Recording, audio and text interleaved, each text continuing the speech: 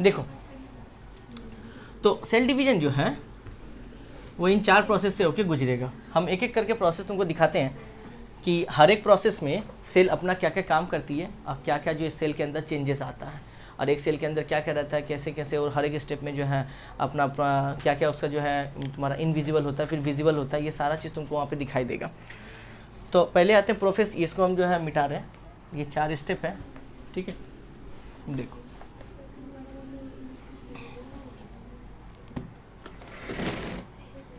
पहला जो स्टेप का नाम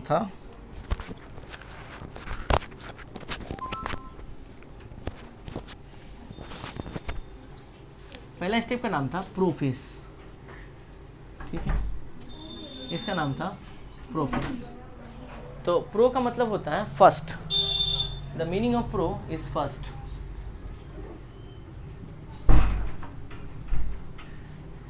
प्रो का मतलब होता है फर्स्ट, मतलब सेल स्टार्टिंग में करती क्या है। मान लो जैसे सपोज करो तुम्हारे पास अगर 2 पेन होगा, 2 कलर का या 3 कलर का, जो भी पेन होगा, तो कलर 2 कलर एटलीस्ट यूज़ करें ताकि जो है वो बेटर समझ में आएगा तुमको, ठीक है। तो देखो यहाँ पे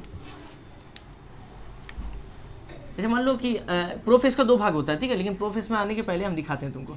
एक का नाम होता है अर्ली प्रोफेस और एक का नाम होता है दैट इज लेट प्रोफेस। एक का नाम है अर्ली प्रोफेस और एक का नाम है लेट प्रोफेस। 2 काम होता है। प्रोफेस में आने से पहले जो सेल काम करती है, प्रोफेस में आने से पहले बात कर रहे हैं, तुम्हारा इस थोड़ा सा मिटा रहे हैं ये वाला पार्ट, हम इसको नीचे लिख रहे हैं, अर्ली प्रोफेस, और एक जगह ले लिए हम दैट इज लेट प्रोफेस, नीचे लिख रहे हैं लेट प्रोफेस। देखो यहाँ पे क्या होता है, ये मान लो तुम्हारा सेल, ध्यान से देखना और समझने का ट्राई करना, क्योंकि ये चैप्टर याद करने वाला चैप्टर नहीं, हम पहले ही बताए थे क्लास 10 में जो है मैक्सिमम चैप्टर याद नहीं किया था लाइफ साइंस का। अगर समझा हुआ है तो आराम से आंसर हम दे सकते हैं। अभी 4 स्टेप जो तुमको समझ में आ जाएगा, तुम अपने आप जो है सब आंसर देना स्टार्ट कर देगी जितना तुम्हारे बुक में दिया गया है। ये तुम्हारा सेल और ये तुम्हारा न्यूक्लियस, ठीक है। न्यूक्लियस के अंदर ये है तुम्हारा न्यूक्लियोलस, ये है तुम्हारा सेंट्रियोल्स, और इसके अंदर ये थ्रेड लाइक स्ट्रक्चर होता है, इस तरह से थ्रेड लाइक स्ट्रक्चर होता है, ठीक है। हम तुमको नाम लिखते चलेंगे। ये तुम्हारा दैट इज़ ये सेल है, इसको बोले थे हम दैट इज़ न्यूक्लियस, ये जो है वो है न्यूक्लियोलस, ये है तुम्हारा डीएनए, और ये है तुम्हारा सेंट्रियोल, ठीक है। ये पार्ट होता है। सबसे पहले सेल क्या करती है, जब इसको पता है कि अब हमको डिवीज़न होने के लिए जाना है, तो ये अपने डीएनए स्ट्रक्चर को कॉइलिंग करना स्टार्ट करता है। कॉइलिंग करके ये कन्वर्ट होती है तुम्हारा क्रोमोसोम में। देखो ये तुम्हारा सेल, ये न्यूक्लियस, अब ये क्या करेगा, कॉइलिंग होना चालू करेगा। कॉइलिंग कैसे होगा, इस तरह से, इस तरह से कॉइलिंग होना चालू करेगा। ये क्रोमोसोम का एक स्ट्रक्चर है, सैंपल स्ट्रक्चर, ठीक है। एक ठो क्रोमोसोम लेके चल रहे हैं। एक सेल के अंदर ऐसा कितना ठो होगा, 46 ठो होगा। हम तुमको एक ठो करके दिखा रहे हैं, ठीक है। हम एक सेल का स्ट्रक्चर को उठाएं, ये डीएनए तुम्हारा डीएनए है जो थ्रेड लाइक स्ट्रक्चर की तरह जो है बाउंडेड किया हुआ, अनबाउंडेड है। अब ये अपने आप को क्या करेगा, कॉइलिंग करना स्टार्ट करेगा। जब कॉइलिंग करना स्टार्ट करेगा तो क्या होगा, क्रोमोसोम में कन्वर्ट होगा मेरा ये, ठीक है। यहाँ पे सेंट्रियोल्स है, ये तुम्हारा सेल, ठीक है। ये तुम्हारा दैट इज न्यूक्लियस, ठीक है। ये तुम्हारा nucleolus, this is the chromosome, ठीक है। और ये इसको हम लोग बोलते थे दैट इज सेंट्रियोल्स, इसको सेंट्रियोल्स बोलते हैं, ठीक है। अब ये इंटर करता है, वहाँ से जब हो जाता है कॉइलिंग स्टार्ट, जब हो जाता है इन लोगों का, तब ये इंटर आ जाता है, इंटर कर जाता है अर्ली प्रोफेस में। अब ऐसे तुम्हारे नॉलेज के लिए बता दें, डीएनए का जो फुल फॉर्म होता है उसको हम लोग बोलते हैं deoxy ribose nucleic acid, deoxy ribose nucleic acid, ये इसका नाम होता है, ठीक है।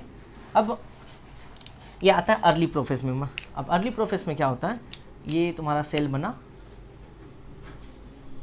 ये सेल तुम्हारा बना, ठीक है। अब ये तुम्हारा जो है न्यूक्लियस है, दिस इज, और यहाँ पर जो है क्रोमोसोम रहता है, ठीक है। ये क्रोमोसोम क्या करता है, अर्ली प्रोफेस में अपने ही तरह का एक क्लोन बनाता है। क्लोन को बोलते हैं सिस्टर क्रोमैटिड बनाता है, सिस्टर क्रोमैटिड इसको बोलते हैं, ध्यान रहे, अपने ही तरह का हूबहू। माइटोसिस में हम पहले ही बताए थे कि जो सेल बनेगी टूटने के बाद उसमें नंबर ऑफ क्रोमोसोम अपने मदर सेल के साथ एकदम इक्वल होगा। इस वजह से ये क्या करता है, अर्ली प्रोफेस में अपने ही क्रोमोसोम की तरह एकदम हूबहू एक क्लोन सेल बनाता है। तो इसको दूसरे पेन से हम दिखा दिए इस तरह से, ठीक है। अभी भी यहाँ पर सब कुछ अवेलेबल है, कुछ प्रॉब्लम नहीं है। 2 सेंट्रियोल्स होता है, सॉरी एक ठो लिख दिए हम यहाँ पे, 2 सेंट्रियोल्स होता है, ठीक है। तो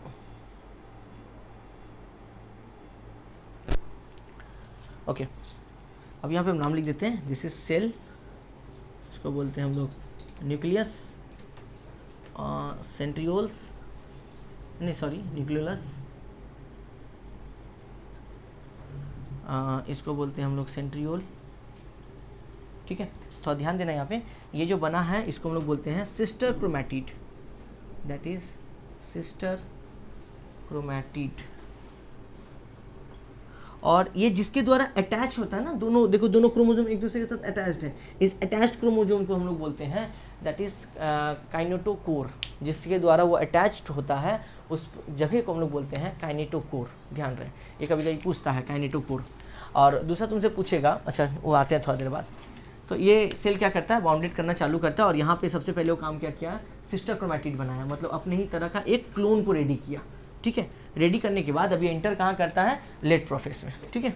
ये लेट प्रोफेस में एंटर किया, ये सेल, ये तुम्हारा न्यूक्लियस, ये न्यूक्लियोलस, और ये एक तुम्हारा क्रोमोसोम, और क्रोमोसोम का सिस्टर क्रोमैटिड जो बनाया था उसको भी ले लिए कुछ इस तरह से, इस तरह से ले लिए। और ये मेरा यहाँ पर सेंट्रियोल्स अवेलेबल है अभी भी,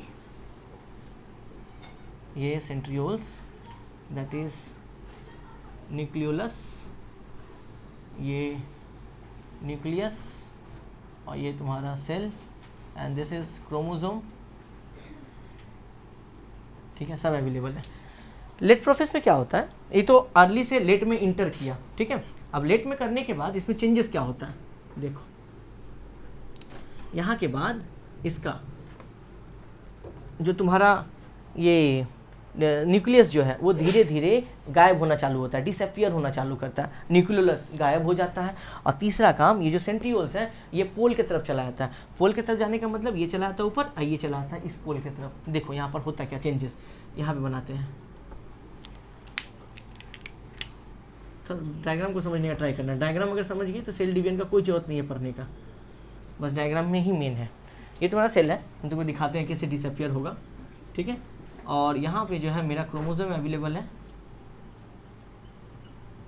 एक ये और एक इसी की तरह एक clone that is sister chromatid, ठीक है। और अच्छा ये जो है सेंट्रियोल्स मूव कर जाता है पोल की तरफ, ठीक है। अब देखो ये जो तुम्हारा न्यूक्लियस है ये धीरे धीरे गायब होना चालू करता है, इसीलिए इसको देखो इस तरह से पोज दे रहे हैं हम, ये धीरे धीरे डिसअपियर होना चालू कर देता है। और न्यूक्लियोलस धीरे धीरे गायब भी हो जाता है, यहाँ से लेट प्रोफेस में जाके वो गायब हो जाता है। और ये न्यूक्लियस होता है चारों तरफ, वो डिसअपियर होना धीरे धीरे चालू हो जाता है। और तुम्हारा जो सेंट्रियोल्स है वो कहाँ चला गया, पोल की तरफ, मतलब एक ऊपर चला गया और एक नीचे चला आया, ठीक है। तो ये तुम्हारा सेल, न्यूक्लियस तो डिसअपियर हो गया, एंड दिस इज सेंट्रियोल्स, ठीक है। और ये तुम्हारा जो है क्रोमोसोम, इसको क्रोमोसोम बोलते हैं। अब बात आता है कि ये प्रोफेस में इतना तो बात समझ में आया कि अर्ली प्रोफेस में ये सिस्टर क्रोमैटिड बनाया, उसके बाद ये इंटर किया लेट प्रोफेस में। लेट प्रोफेस में जब ये गया तो इसका न्यूक्लियस गायब हो गया, न्यूक्लियोलस भी क्या हो गया, डिसअपियर हो गया। तो यही बात यहाँ पे लिखना पड़ता है, जो चेंजेस आता है। एक लिख सकते हैं हम लोग कि न्यूक्लियस डिसअपियर, ठीक है। दूसरा हम लोग लिख सकते हैं न्यूक्लियोलस डिसअपियर, ठीक है। तीसरा सेंट्रियोल कहाँ चला गया, पोल की तरफ, तो यहाँ पे लिखेंगे सेंट्रियोल मूव्स टू पोल। तो ये 3 काम यहाँ पर हुआ। अब इसके बाद हम लोग इंटर कहाँ कर जाएंगे, मेटाफेस में। तो पहले इसको नोट करो, फिर हम मेटाफेस में आते हैं। अब हम लोग इंटर करते हैं मेटाफेस में। पहले बताए प्रोफेस, अब आते हैं मेटाफेस। मेटाफेस का, मेटा का मतलब होता है मिडिल, याद रहे बात। ठीक है, देखो मेटाफेस में क्या होता है, ये हुआ मेटाफेस।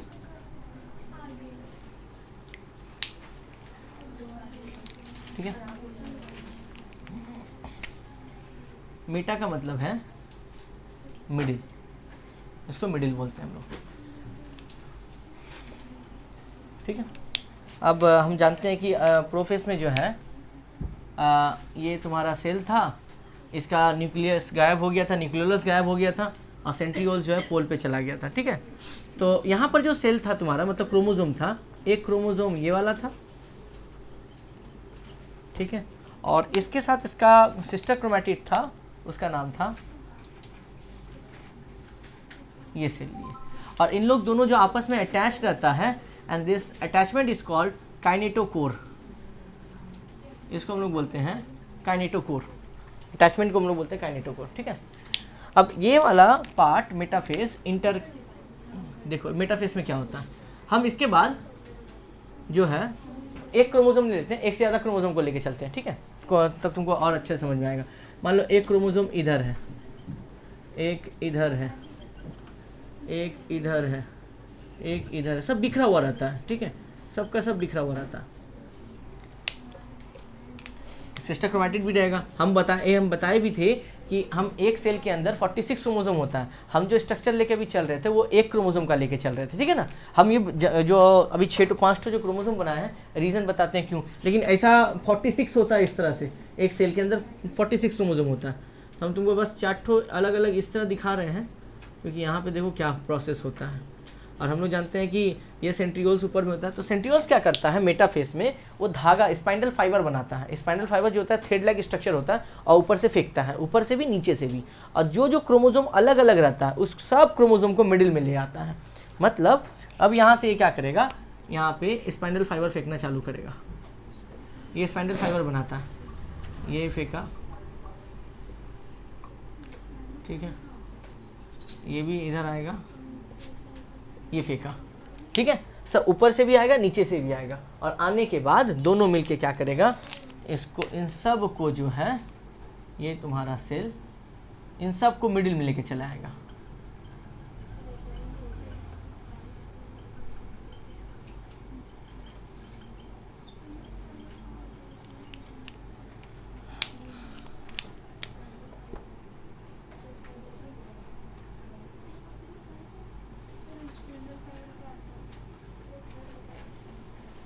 ठीक है, जो सेंट्रियोल के द्वारा जो थ्रेड लाइक स्ट्रक्चर बनाया जाता है उसी को हम लोग बोलते हैं स्पाइंडल फाइबर। ठीक है, तब ये क्या करेगा, यहाँ पर जो है थ्रेड फेंका, फेंकने के बाद ये क्या करेगा, सबको क्या किया, सबको दोनों मिलके इसको सारे क्रोमोसोम को मिडिल में लेके आना चालू हो गया, और सब क्रोमोसोम कहाँ आ गया, एक मिडिल में आ गया। And this phase is called the metaphase. Metaphase से एक क्वेश्चन आता है कि बताइए अगर हमको सेल के बारे में स्टडी करना है, सेल के हर एक पार्ट्स के बारे में जानना है, तो कौन सा फेज सबसे ज़्यादा इंपॉर्टेंट होता है, और which phase is the best phase for the study purpose of cell, cell के स्टडी के लिए। तो आंसर होगा मेटाफेज। मेटाफेज में थोड़ा ध्यान दो, उसका न्यूक्लियस गायब है, न्यूक्लियोलस गायब है, सब कुछ हट गया, एकदम सिंगल सेल हमको दिखाई दे रहा है। तो सेल का अगर स्टडी करना है, सेल के बारे में प्रॉपरली जानना है, तो उसके लिए कौन सा फेज में हमको जाना पड़ेगा, मेटाफेज में हमको जाना पड़ेगा। प्रोफेज, एनाफेज, टीलोफेज मत लिख देना। मेटाफेज जो है वो बेस्ट स्टेज माना गया है सेल के स्टडी के लिए। ठीक है, तो ये क्वेश्चन आया हुआ है बोर्ड में कि which phase is the better for the study purpose of cell, तो आंसर होगा यहाँ पे मेटाफेज। तो मेटाफेस में यही काम होता है कि यहाँ पे जो क्रोमोसोम्स होता है सब अलग अलग होता है, ये स्पाइंडल फाइबर फेंक के सेंट्रियोल्स जो है इन सब को क्या करता है, एक लाइन में लेके चला आता है। इसीलिए इस फेस का नाम मेटाफेस पड़ा है, बिकॉज मेटा मीन्स होता है मिडिल, और इसमें जितना भी क्रोमोसोम होता है वो सारा क्रोमोसोम क्या होता है, एक लाइन में चला आता है। ठीक है, देखो इसमें क्या था, सब अलग अलग था। जब स्पाइंडल फाइबर फेंका गया तो स्पाइंडल फाइबर फेंकने के बाद सबका सब क्या हुआ, एक लाइन में चला आया, और इसके बाद इन लोग इंटर करते हैं हम लोग एनाफेस में। तो पहले इसको नोट करो, इसके बाद हम लोग एनाफेस में इंटर करेंगे। दिस इज सेल, सेंट्रियोल, ठीक है, इसको बोलते हैं हम लोग स्पाइंडल फाइबर। ये भी तुम्हारा सेल है, ये तुम्हारा सेंट्रियोल है, ठीक है, सेल, क्रोमोसोम, ये स्पाइंडल फाइबर और ये है सेंट्रियोल। ठीक है, सबका सब एक लाइन में चलाता है। तो ये मेटाफेस का स्ट्रक्चर है, मेटाफेस ड्रॉ करो। इसके बाद हम लोग इंटर करते हैं एनाफेस में। नेक्स्ट जो फेस है उसका नाम है एनाफेस। इसको हम लोग बोलते हैं एनाफेस। एनाफेस जो तुम्हारा होता है, एना का मतलब होता है बैक। ठीक है, एना का मतलब होता है बैक, मतलब पीछे टाने का, ऊपर नीचे। मेटा का मतलब बताए थे मिडिल, प्रो का मतलब बताए थे फर्स्ट, और एना का मतलब जो होता है इसको हम लोग बोलते हैं दैट इज एना। एना का मतलब होगा बैक, मतलब इसमें ना खींचा तानी होता है ऊपर नीचे। ठीक है, इधर ध्यान दो, छोड़ दो उसको। देखो यहाँ पे क्या होता है, ये तुम्हारा सेल। ठीक है, और सेल में क्या है कि यहाँ पर स्पाइंडल फाइबर है, सॉरी सेंट्रियोल्स है, और हम लोग जानते हैं कि सेल अभी जो है वो मिडिल में है।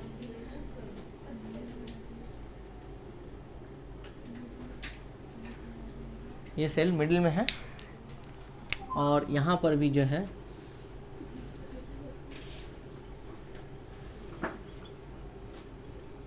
ठीक। और हम लोग के बात पता है कि ये जो मिडिल में है, ये स्पाइंडल फाइबर यहाँ जो है आया हुआ है, सेंट्रियोल्स के द्वारा फेंका गया है, तब जाके ये जो है मिडिल में आया है। ठीक है, ये तो था कि हम लोग का मेटाफेस में ये वाला स्ट्रक्चर था, लेकिन जब मेटाफेस से ये इंटर किया होगा एनाफेस में, तो एनाफेस में क्या होता है कि एनाफेस में ये तुम्हारा रहा सेल। ठीक है, और ये तुम्हारा सेंट्रियोल्स, और यहाँ पर कुछ अलग ही नज़ारा देखने को मिलता है। अब मान लो ऊपर से भी खींच रहा है और नीचे से भी खींच रहा है। जब खींचातानी होगा, आधा सेल ऊपर आधा सेल नीचे। इस स्टेज में 92 क्रोमोसोम बनता है, 46 ऊपर चला आता है और 46 नीचे। हम बोले थे एक सेल अपना सिस्टर क्रोमैटिड बनाता है, तो टोटल सेल रहता है कितना, 46। अगर 46 अपना सिस्टर क्रोमैटिड बनाएगा तो टोटल कितना बनाया, 92 बनाया, है ना। तो 92 क्रोमोसोम में जब ये सेंट्रियोल्स जब अपना स्पाइंडल फाइबर फेंक के कोई ऊपर खींचेगा और आधा नीचे खींचेगा, तो ये खींचातानी में क्या होता है, 46 चला आता है ऊपर और 46 चला आता है नीचे, और वही आगे जाके डिवाइड होता है, और दो सेल में, एक सेल में 46, फिर एक सेल में क्या हो गया, 46। तो यहाँ पे जस्ट एग्जाम्पल लिए देखो, ये 4 क्रोमोसोम लिए हैं, खींचातानी जब होगा तो आधा चला गया ऊपर। देखो यहाँ पे ले लेते हैं। और एक बात और याद रहे, दो अलग अलग कलर से दिखाया, इसका मतलब ये नहीं कि दोनों क्रोमोसोम अलग अलग है। हम जानबूझ के दिखाए कि अपना सिस्टर क्रोमैटिड बनाया है। दोनों क्रोमोसोम का शकल, सूरत, शेप एंड साइज सब कुछ इक्वल होगा तुम्हारा, दैट इज उसको बोलते हैं हम लोग क्लोन हो, उसको बोलते हैं एकदम हूबहू कॉपी बनाया है। तो आधा चला गया ऊपर, ए देखो ऊपर क्रोमोसोम गया ये। ठीक है,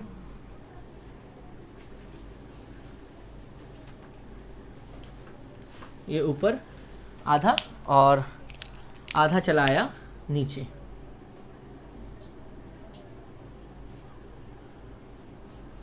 ये नीचे चला आया, तो आधा आधा क्या हुआ, डिवाइड हो गया। तो एनाफेस में क्या होता है, ऊपर नीचे डिवाइड हो जाता है मेरा। ठीक है, तो यहाँ पर हम लोग लिख सकते हैं एक लाइन कि in anaphase spindle fibres are pulled back.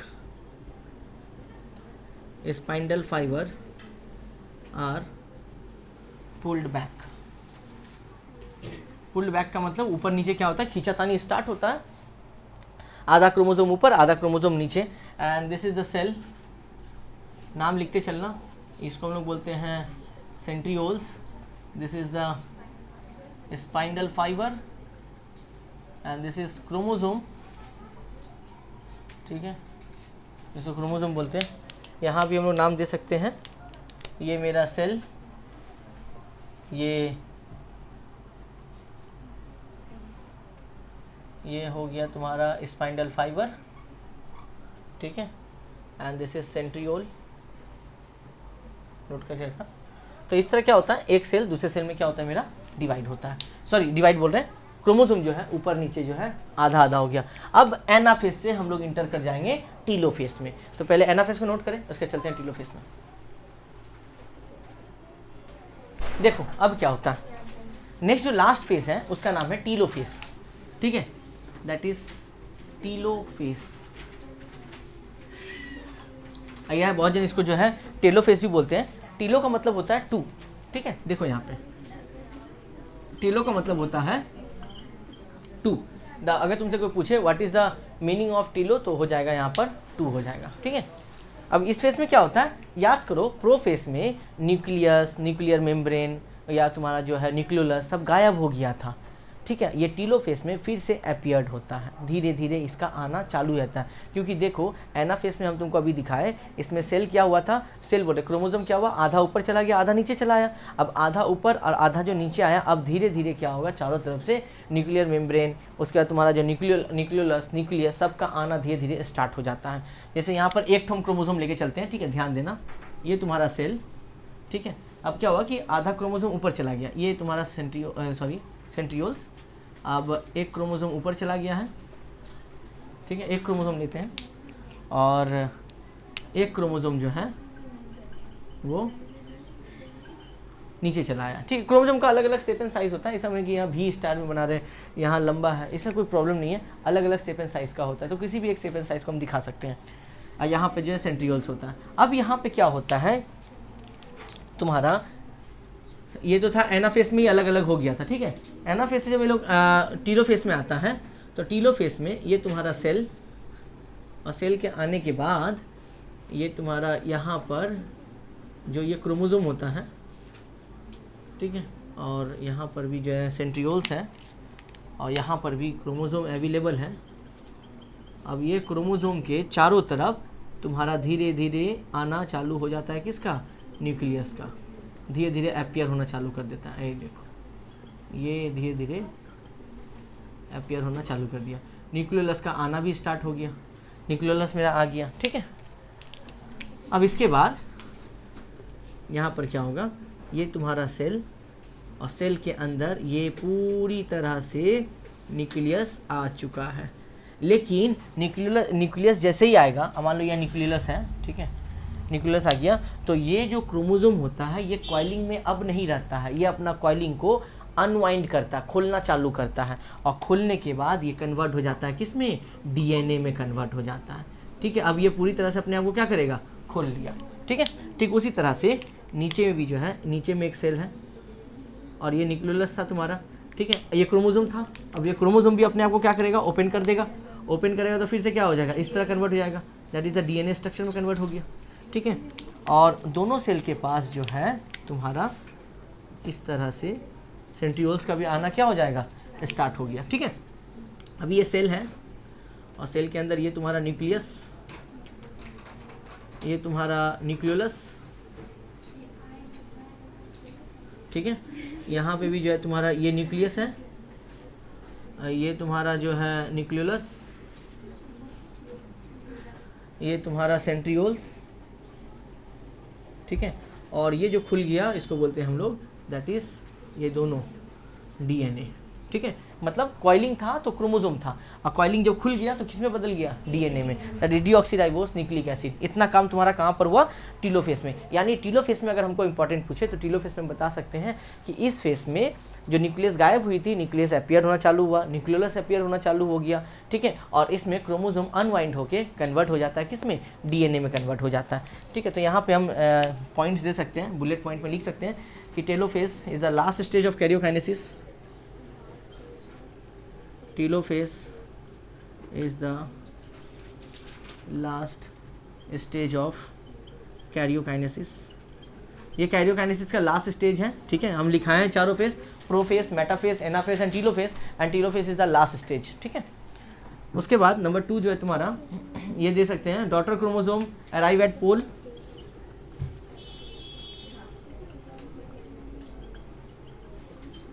Daughter chromosome arrive at pole. Pole का मतलब देखो, एक क्रोमोसोम ऊपर चला गया, एक नीचे आ गया पोल्स की तरफ, ठीक है। तीसरा दे सकते हैं क्रोमोसोम अनवाइंड। अनवाइंड मतलब क्रोमोसोम जो कॉइलिंग था वो खुल गया, और खुलने के बाद डीएनए बदला। उसके बाद चौथा दे सकते हैं न्यूक्लियस अपीयर्ड, न्यूक्लियस अपीयर्ड। और पांचवा है न्यूक्लियोलस अपीयर्ड, तो ये 5 काम कहाँ होता है? टीलोफेज में होता है तुम्हारा। अब ये पूरी तरह से क्या हुआ, ऊपर में एक न्यूक्लियस, दूसरे में न्यूक्लियस हो गया, सेल पूरी तरह से बन गया है, ठीक है ना। बस सेल को अब डिवाइड होना है, अंदर का डिवाइड हो चुका है, न्यूक्लियस का डिवाइड हो चुका है, अब सेल को डिवाइड होना है। तो ये टीलोफेज में इतना ही काम करता है। अब ये इंटर करेगा तुम्हारा कैरियोकाइनेसिस में, काम खत्म। अब ये इंटर करेगा साइटोकाइनेसिस में, क्योंकि देखो जाके वहाँ पे स्टार्टिंग में हम लिखाए थे कि माइटोसिस सेल डिवीजन 2 फेज में होता है, एक है कैरियोकाइनेसिस, एक है साइटोकाइनेसिस। कैरियोकाइनेसिस के अंदर 4 फेज बोले थे, prophase, metaphase, anaphase and telophase. तो ये चारों फेज का एंडिंग प्रोसेस है। अब सेल अपने न्यूक्लियस को डिवाइड कर चुका है, अब पूरे बॉडी को डिवाइड करने के लिए ये इंटर करेगी साइटोकाइनेसिस में। तो यहां तक उतारो, इसके बाद हम आते हैं साइटोकाइनेसिस में क्या होता है, वहां दिखाते हैं तुमको। अच्छा देखो, ये थोड़ा सही कर लेना, यहाँ पे अनवाइंड होगा।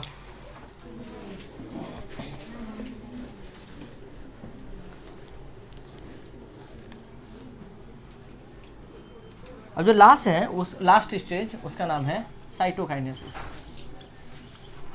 साइटोकाइनेसिस।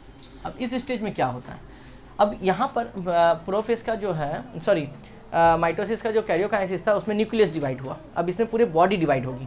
तो जब बॉडी डिवाइड होगी तुम्हारा, तो बॉडी जब डिवाइड होगी तो उसमें जो है साइटोकाइनेसिस प्रोसेस में आता है। तो इसमें क्या होता है देखो, ये तुम्हारा सेल, और सेल के अंदर ये 2 न्यूक्लियस, ठीक है। अब यहाँ पे हम तुमको दिखाते हैं, पहला पूरा हम कंप्लीट कर देंगे। अब यहाँ पे क्या होता है ना कि दोनों तरफ से एक प्रेशर अराइज होता है, इस तरह से। देखो, यहाँ से भी एक प्रेशर होता है और यहाँ से भी एक प्रेशर होता है। जब दोनों तरफ से प्रेशर पड़ता है, इसका नाम होता है दैट इज क्लीवेज फरो। इसको याद रखना, नाम पूछता है क्लीवेज फरो। क्लीवेज फरो तुमसे पूछेगा क्लीवेज फरो कब बनता है, तो बोलना साइटोकाइनेसिस में बनता है, ठीक है, जहाँ पे सेल को दोनों तरफ से एक प्रेशर अराइज करता है। और इसी प्रेशर के कारण ये दोनों तरफ से जब प्रेशर पड़ता है तो आधा ऊपर चला जाता है और आधा नीचे चला आता है। अंदर में न्यूक्लियस है, ये बात ध्यान रखिए, अंदर में न्यूक्लियस है।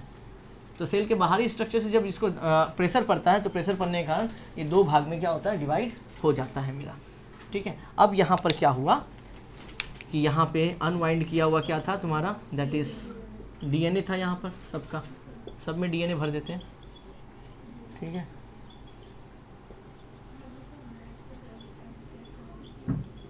ये डीएनए तुम्हारा, ठीक है।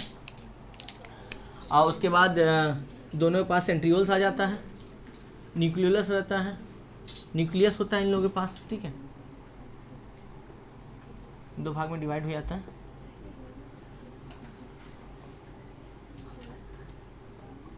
तो इस तरह क्या होता है, अब एक सेल 2 सेल में डिवाइड हो गया। अब इसके पास भी नंबर ऑफ क्रोमोसोम 46, इसके पास भी नंबर ऑफ क्रोमोसोम 46 होगा। तो अब समझ में आया कि एक सेल डिवाइड होने के लिए कितना प्रोसेस होकर गुजरता है।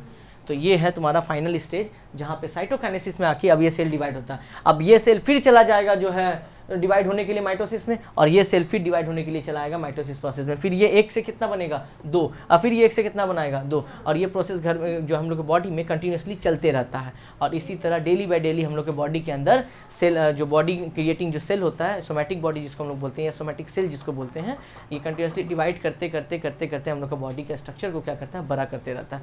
तो हम लोग के बॉडी के अंदर जो भी सेल डिवीजन प्रोसेस होता है, कहीं भी कट जाने पर, किसी भी तरह का कोई नुकसान होता है जब बॉडी के स्किन में या बॉडी के किसी भी जगह पर, तो वहाँ जो रिपेयर करने का काम करता है, न्यू सेल आने का काम करता है, ओल्ड सेल को हटा के जो न्यू सेल आता है तुम्हारा, वो इसी डिवीजन के थ्रू, जिसको हम लोग बोलते हैं माइटोसिस सेल डिवीजन। तो ये इस प्रोसेस के द्वारा एक सेल जो है फाइनली 2 स्टेज में कन्वर्ट होता है तुमको, ठीक है।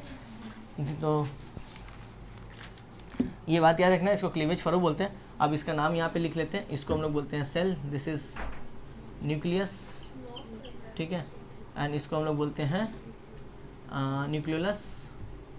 बहुत बार लिखा दिए तो याद हो गया होगा, दैट इज सेंट्रियोल, ठीक है। यहाँ भी लिख देते हैं, ये है सेंट्रियोल, ये है सेल, ये है न्यूक्लियस, और ये है तुम्हारा न्यूक्लियोलस। सेम काम यहाँ पर भी है, दैट इज सेल, ये तुम्हारा सेंट्रियोल, ये तुम्हारा न्यूक्लियस, और ये तुम्हारा डीएनए, ठीक है, और ये है न्यूक्लियोलस, ये यहाँ पे है डीएनए, ठीक है। स्ट्रक्चर मेन रखता है। तो यहाँ पर ये जो तुम्हारा ये सेल है, ये